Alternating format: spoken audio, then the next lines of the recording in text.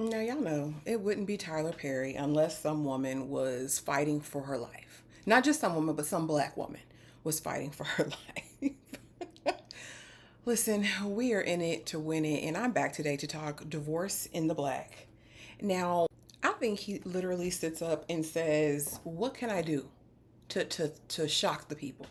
Because the way this movie opened up, y'all, I wasn't prepared as I was watching it at 6 o'clock this morning. Okay, Only apply that. Get it, don't be timid when you ain't apply that. Love a bone, give along, leave it. I don't want no trip, baby, spend like here. My name is Ashley, and this is My Sweet Perspective, where I give my take on all things TV and movie related, and I am here to put you on, okay? But we open up the film, and we're at a funeral service, all right? We see Megan Good, who plays our lead, Ava. We see her husband, Dallas, played by Corey Hardwick, okay, and we're at a funeral, okay, and the preacher's preaching, and I'm like, okay, this he preaching a funeral, honey, but it ain't the typical funeral preaching that you would get, right? It wasn't we gonna see him in heaven. It was he was hell on earth, and I hope the ones that are left behind change their ways so they don't end up in hell like him. All right.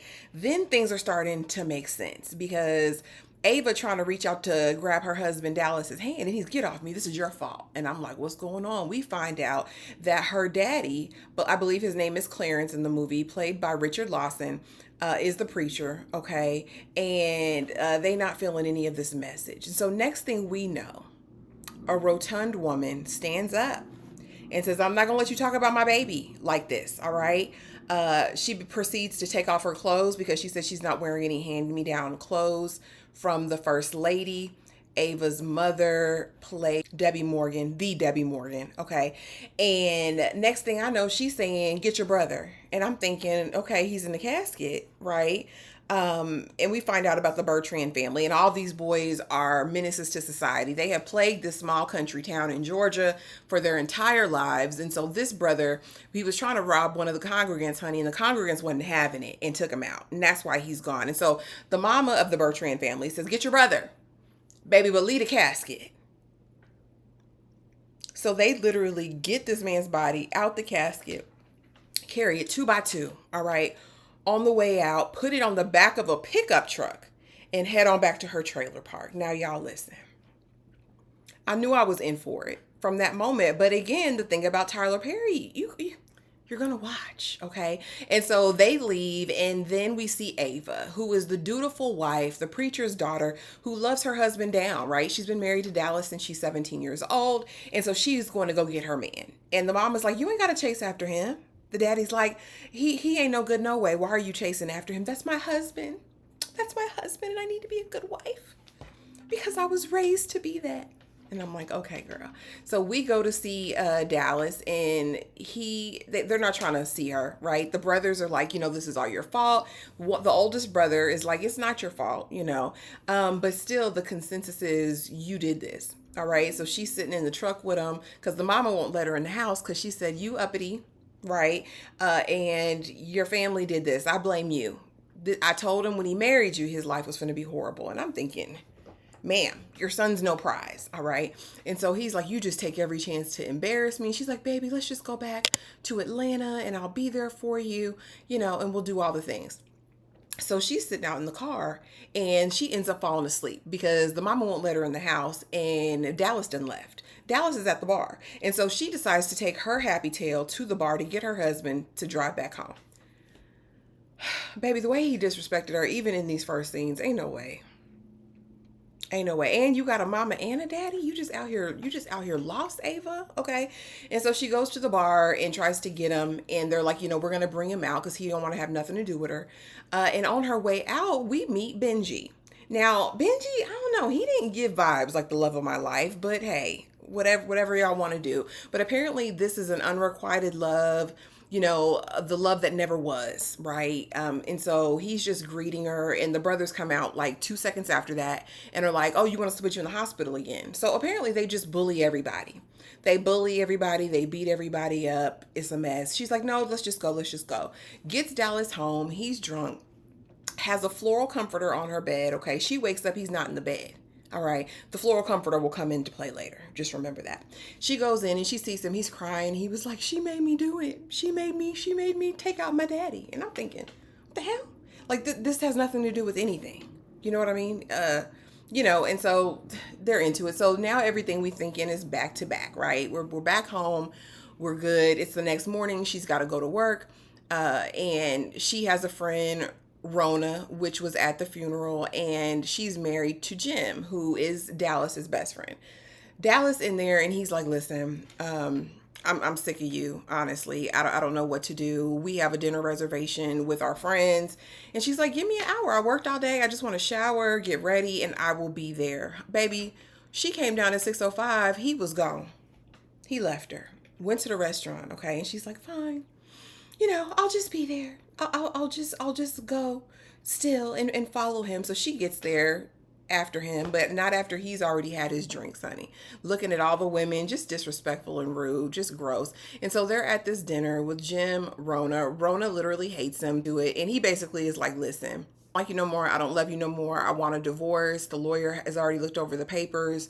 I'ma just need you to sign them and go on our merry way. Okay. And she's sitting there and she's stressing out. And the friend Rona eventually comes and she's like, I've been saving this for you. You don't have to be alone tonight. I'll stay with you. And she's like, no, I'm fine. And she's like, here's a letter. Here's a letter of all the things he's ever done to you.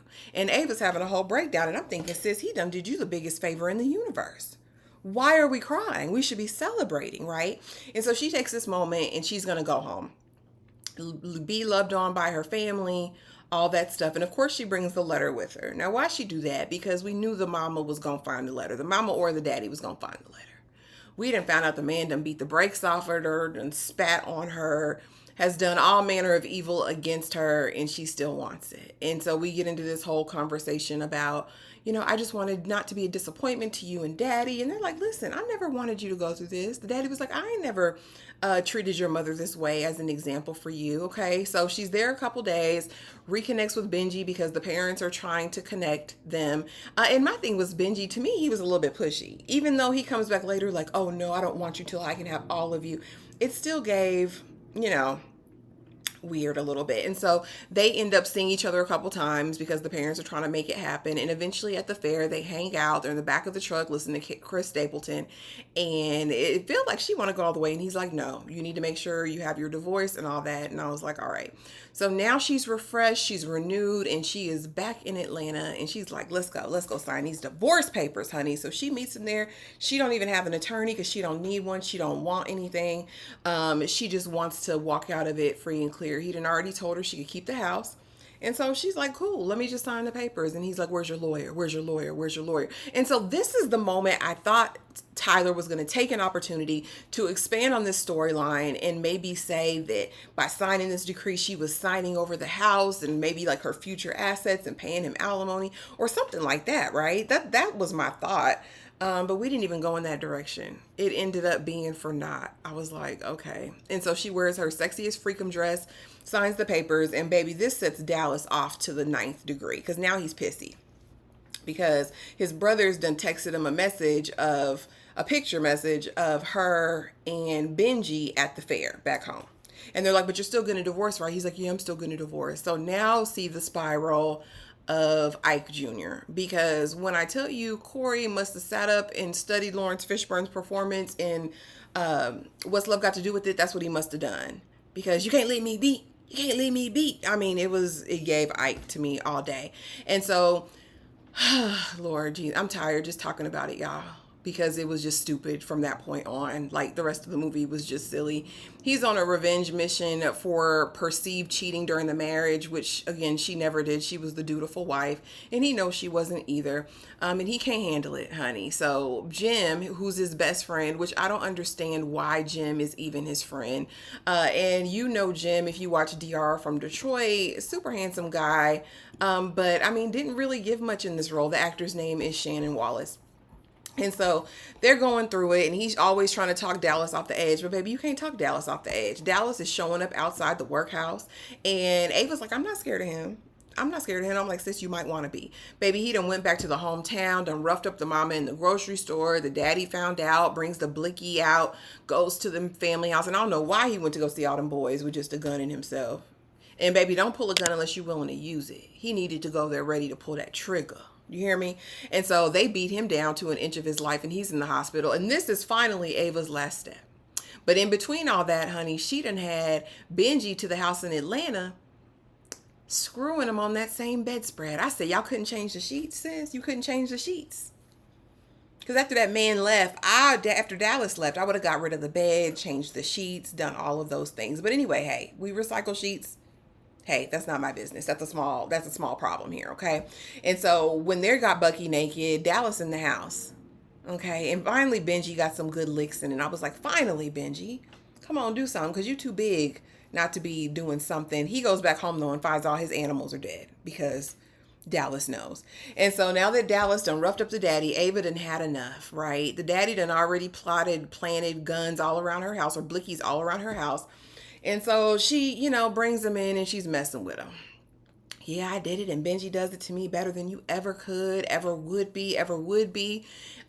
He does this because she knows how to get a reaction out of him. So Dallas roughs her around a little bit, and he's got his blicky out, and I'm like, sis, this could go really good or really bad. Finally, he swings her across the room. She picks up the shotty, and he's like, you're not gonna do nothing. You're not gonna do nothing, and she did it. All right, and so then we go back to the small town Georgia. And we get in the daddy from the hospital, and who do we bump into? The Bertrands. And the mom is like, you took out my baby. And she's like, yeah, and it stops here. We're not going any further because this is a mess. But really, is it over that simple? Is it over that easily? Y'all, Benji didn't give the love of her life. Dallas's irrationality, and it shouldn't make sense, but y'all got to put it together a little bit better than this. Was it, a watch that you will pay attention to? Absolutely. But was it amazing? Absolutely not, y'all. Tyler, what are we going to do? But I guess the thing is, he doesn't really have to do anything different because we'll be here for the next one and we'll talk about it. Apparently, he has a 4-picture deal with Amazon Prime or Prime Video. And so there will be 3 more. Just tell me a different story where a black woman is not the brunt of all anger and abuse. Is that too much to ask for? Y'all, that's what I got on it. That's it. That's all. Drop in the comments below. Let me know if you watched. Let me know what your thoughts were. Did you love it? Did you hate it? Let's talk about it. And I will see y'all in the next video. Bye.